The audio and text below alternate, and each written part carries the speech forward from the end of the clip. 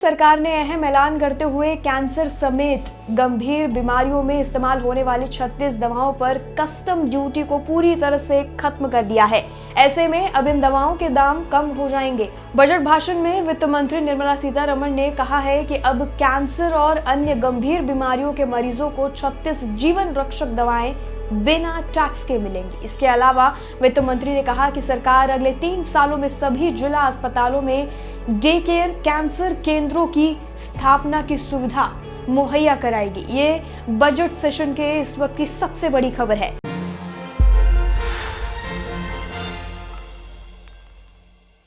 छत्तीस और दवाओं और 13 नए रोगी सहायता कार्यक्रमों को बेसिक कस्टम ड्यूटी से पूरी तरह छूट दी जाएगी, जहां उन्हें रोगियों को मुफ्त आपूर्ति दी जाती है। केंद्रीय वित्त मंत्री ने केंद्रीय बजट 2025 से लेकर 26 को पेश करते हुए कहा कि जैसा कि हम 21वीं सदी की पहली तिमाही पूरी कर रहे हैं और सरकार के 2 कार्यकाल सफलतापूर्वक समाप्त कर रहे हैं, हम एक सस्ती और व्यापक व्यवस्था सेवा प्रणाली चाहते हैं। आगे उन्होंने कहा, हमारी सरकार सभी कैंसर अस्पतालों में डे केयर कैंसर केंद्रों की स्थापना की सुविधा प्रदान करेगी। 2025 से लेकर 26 तक 200 केंद्रों की योजना बनाई गई है। देखना होगा कि ये कब तक पूरा होता है। मेडिकल कॉलेज में 10,000 सीटें जोड़ने का लक्ष्य इस बार बनाया गया है। सीतारमण ने आगे कहा कि हमारी सरकार ने पिछले 3 वर्षों में 1.1 लाख यूजी और पीजी मेडिकल शिक्षा सीटें जोड़ी हैं। 130% की वृद्धि के साथ 10,000 अतिरिक्त सीटें जोड़ी जाएंगी, जिसका लक्ष्य अगले 5 वर्षों में लगभग 70,000 सीटों तक पहुंचना है। वित्त मंत्री निर्मला सीतारमण ने आगे कहा, निजी क्षेत्र के साथ साझेदारी, क्षमता निर्माण और सुव्यवस्थित वीजा मानदंडों के माध्यम से चिकित्सा, पर्यटन और हिल इन इंडिया पहल को बढ़ावा दिया जाएगा।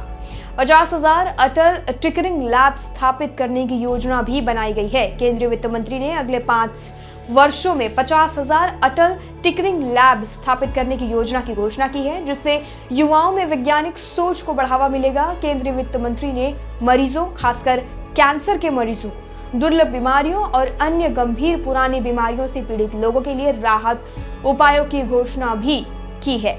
6 जीवन रक्षक दवाएं होंगी 5% की रियायती सीमा शुल्क वाली सूची में ऐड।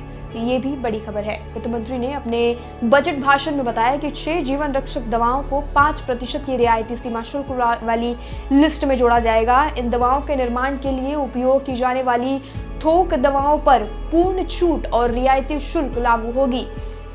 वित्त मंत्री निर्मला सीतारमण ने आगे कहा कि मैं 36 जीवन रक्षक दवाओं और औषधियों को मूल सीमा शुल्क से पूरी तरह छूट देने वाली दवाओं की सूची में जोड़ने का प्रस्ताव रखती हूँ। बजट 2025 को लेकर आपकी क्या राय है? कमेंट सेक्शन में लिखकर हमें जरूर बताएं। बाकी देश दुनिया से जुड़ी और बाकी सभी खबरों से जुड़े रहने के लिए और अपडेटेड रहने के लिए जुड़े रहिए और देखते रहिए लोकमत हिंदी।